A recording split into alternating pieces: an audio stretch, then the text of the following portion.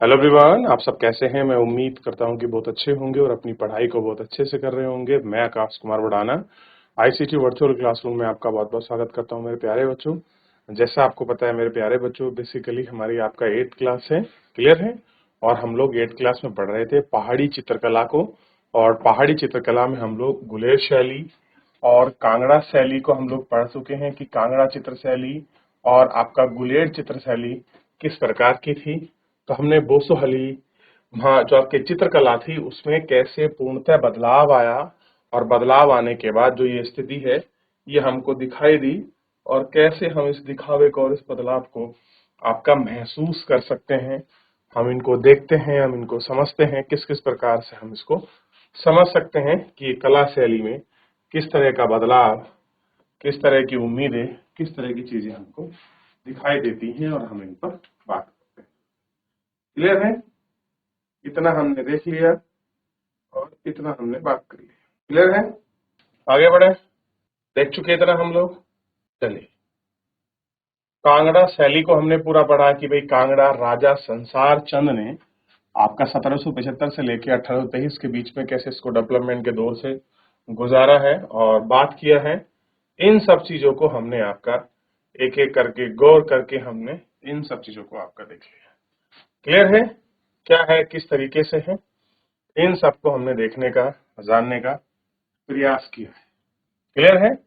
और एक एक करके हर तरीके से गोपियों के साथ होली खेलते हुए श्री कृष्ण, कांगड़ा चित्रकला शैली और नृत्य शैली चित्रकला, इन सब चीजों को आपका देखते हुए हमने आपका बात की है। एक एक चित्रकला को हम लोगों ने पढ़ने का, देखने का, जानने का भी प्रयास किया है कि कैसी चित्रकला थी। चलिए, आप थोड़ा सा आगे बढ़ रहे हैं, और आज मैं उम्मीद करता हूं कि आप लोगों ने गुलेर चित्रकला शैली और आपने कांगड़ा चित्रकला शैली को अच्छे से देख लिया होगा, और उसके बीच का जो डिफरेंस था वो आपने पढ़ लिया होगा। क्लियर है? जो मैंने आपको बताया था। आगे बढ़ रहे हैं। फिलहाल देखिए, उनका ध्यान श्री कृष्ण की स्मृतियों में डूबा था। स्मृतियों का मतलब समझते हैं? जो हम यादें होती हैं हम उनको आपके स्मृति कहते हैं। जो समय बीत गया, जो जीवन हमने जिया है, कोई किसी घटना को लेकर चीजें, वो सारी स्मृतियां हैं, उनको हम देखते हैं। गोपियों ने उन्हें याद करके उनकी लीलाओं की नकल करती हैं। क्लियर है? और अभिनय करती हैं। इनमें से कुछ पूतना वध, अब आप देखा होगा कि पूतना वध है यशोदा द्वारा अखोली में बांधे जाने, यमल अर्जुन की मुक्ति, और गोवर्धन पर्वत को उंगली पर उठाकर इंद्र के क्रोध को भारी वर्षा में ब्रजवासियों की रक्षा, कालिया नाग को वश में करना, और कृष्ण की बांसुरी द्वारा सम्मोहित करना शामिल है। तो ये कुछ ऐसी स्मृतियां हैं जिनमें बहुत सारे चित्रकार कलाकारों ने इनको पेंटिंग के रूप में, इनके चित्रकारी के रूप में अलग अलग शैली में संजोया है और दिखाया गया है। आपको जानकर आश्चर्य होगा कि अधिकतर जितनी कला शैली है और उनमें श्री कृष्ण को बड़ा महत्व दिया गया है। भागवत की चीजों को, पुराण की चीजों को, या जो भी इनसे आपके संबंधित जो रास हैं, जो उनके प्रेम प्रसंग को जिन्होंने लिखा है, उन सबको इन चित्रकार के माध्यम से समझाने का प्रयास किया गया है। अलग अलग पन्नों को चुनकर उनकी दैव की लीलाओं का अनुष्ठान करते हैं।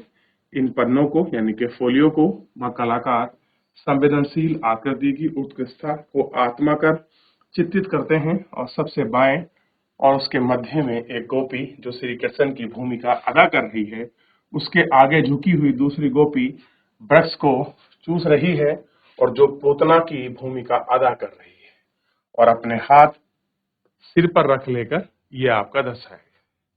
क्लियर है?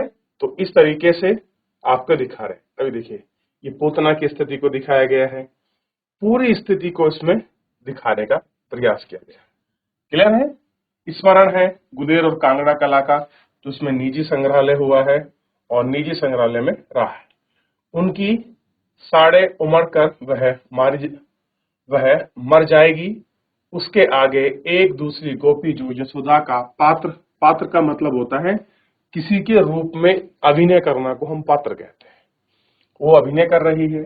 राक्षसनी पूतना को मारने में साहिक भाव प्रदर्शन करते हुए अन्य गोपियों के साथ वश को वहां पकड़कर बुरी नजर को झाड़ने का भाव भी भावमंगीय है। तो बुरी नजर लग जाती है, जैसे हम झाड़ देते हैं, उस प्रकार से उसको भी दिखाने का प्रयास किया गया है।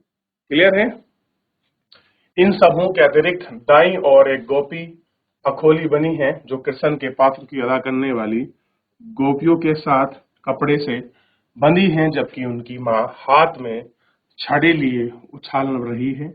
इसके पास होने वाली समूह में एक गोपियों के सिर पर साफा बंधे है और अपनी ओढ़नी को निकीली आकाश के ऊपर उठाया है, जैसे गोवर्धन पर्वत, जबकि उसकी सुरक्षा की मांग रहे हैं। चित्र में सबसे बाईं ओर नीचे की ओर गोपी बांसुरी बजा रही है बनी है, ठीक है, जिसकी प्रतिक्रिया में स्वरूप कुछ गोपियों को नाच गा रहे हैं और आगे रेंगते हुए दिखाया है और उनकी तरफ वो आपके बढ़ रहे हैं। एक अन्य गोपियां अपनी नाराज से सास से अपने छुड़वाते हुए दिखाई दे रही है, जो खींचकर रोक रही है। दाईं ओर से सबसे आलीशान दृश्य है, जिसमें सुनहरी किनारे वाले नीले रंग के घुमावदार कपड़े सिरे वाले कालिया नाग के रूप में जमीन पर बनाया गया है, जिस पर गोपी कृपा श्री कृष्ण की तरह ही नृत्य कर रहे हैं और इन सबको दिखाया गया है। तो बेसिकली श्री कृष्ण से जुड़ी स्मृतियां, श्री आपका श्री कृष्ण से जुड़ी वो चीजें, उनको दिखाने का प्रयास किया गया है कि उनका जीवन और उद्भाव कैसा रहा है, ये हम आपका क्लियर है, ताकि हम इसको समझ सके कि उनका जीवन काल या जो उनकी कुछ स्मृतियां हैं किस तरह से प्रदर्शित हैं और उनको दिखाया गया है। ठीक है,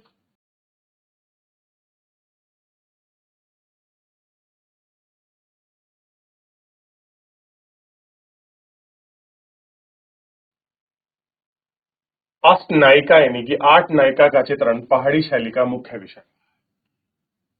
नारी की अलग अलग प्रवृत्तियां और मूल भाव चित्रण को समाहित किया गया है। इसमें कुछ इस प्रकार उत्का है, जो अपने प्रिय के आगमन को ही संभव धैर्य से रक्षित है, स्वाधीनता, और वह पति जिसकी जो वो चाहे, वो आपका वसारात जो समुद्र यात्रा के वापस आए अपने मित्र का इंतजार कर रही है, उसके स्वागत में फूलों की से सजा रही है। कालाहित में जो चाहे उसका विरोध करती है और बाद में उसको देर से अपना पश्चाताप क्या करती है, अपना पश्चाताप करती है।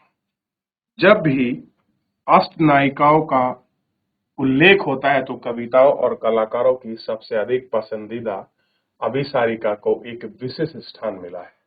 अभिसारिका जो कि सारी विपत्तियों को पार कर कर प्रिय से मिलने के दौड़ कर चली जाती है। इन परिस्थितियों की कल्पना में प्राय बहुत विचित्र है, जैसे जुनून के साथ नाटकीय संभावनाएं, विपरीत तत्वों के विरुद्ध नायिका के दृढ़ता, चित्रों में सखी बताई गई हैं, नायिका किस तरह से आत्म जंगल को पार करके मिलती है कभी, इन सबको आपका देखा गया है। ठीक, अब देखिए ये दिखाया गया है अभिसारिका नायिका कांगड़ा में सरकारी शैली में। ये आपका रखा गया जो चित्र है, ये आपको स्पष्ट रूप से दिखाया गया है और वो आपको बताने का प्रयास किया गया है। देख लिया आपने। योग लक्ष्य प्राप्ति हेतु ध्येय के कारण नायिका नागरिक के घने जंगल की निकली है। विस्तृत रूप से अभिसारिका प्रतिमा जैसी, परंतु कई कलाकारों और कुछ विभिन्नताओं के प्रस्तुत की है। भूत प्रेत सामान्यतः अनेक दृश्यों को दिखाई देते हैं, इनमें से नहीं, परंतु रात्रि का गहनता अधिकार और बादलों में बिजली की चमक, सांपों को रात में अंधेरे का फुरकराना, खोखले बच्चों की अचानक बाहर जाना, जेवरात का गिनना आदि सभी का चित्रित किया गया है। कैसा है, इन सभी को दिखाना, बहस करना, ये सारी चीजें इसमें किया गया है। क्लियर है? ये 12 मासा चित्र के 12 पन्ने हैं, जिसको फौलिक चित्रकला, जिनमें प्रेम के अलग अलग भाव सम्मिलित है और साल के प्रत्येक 12 महीने के प्रतीक है। 19वीं शताब्दी के विषय में पहाड़ों में बहुत लोकप्रिय रहा है। कवि प्रियदर्शी अध्याय में केशव दास 12 मासा का उल्लेख किया है। तो एक कवि पिर्रे रहे हैं जिन्होंने 12 मासा लिखी है। इसमें बताया है, पूरे 12 महीने का वर्णन किया है कि सबसे गर्म महीना जेठ का है, जो आमतौर पर मई और जून में पड़ता है। इसका वर्णन किया है और वहाँ कवि द्वारा वर्णित दृश्य को चित्रित करने अत्यधिक आनंद का अनुभव किया है। ये सारे आनंद है जो अनुभव किया है। सन 1780 में कांगड़ा शैली में प्रकाश में आई बसोही शैली की शाखा उभर कर कुछ चित्रित विशेषताओं में चंबा, कुल्लू, नूरपुर, मनकोट, जोसकोट, मंडी, बिलासपुर, जम्मू के में निरंतर आपका प्रभावित रही। क्लियर है? कश्मीर में 1886 और 85 में कांगड़ा शैली स्थानीय शैली है जो हिंदू पुस्तक सजावट के रूप में प्रकाशित है। सिखों ने कांगड़ा कलाकारों को रोजगार प्रदान किया है। कैसे किया है? रोजगार। जेठ के महीने में एक जोड़ा जो कांगड़ा के 1800 राष्ट्रीय संग्रहालय की में नई दिल्ली में रखा गया है। देखिए ऐसे रखा गया, ये बना हुआ है। और आपका इंग्लिश साइड तो कुछ दिखाई नहीं दे रहा है, लेकिन उस जमाने की पेंटिंग रही थी, तो हमको देखना और पढ़ना समझना होगा कि कांगड़ा शैली कैसी है।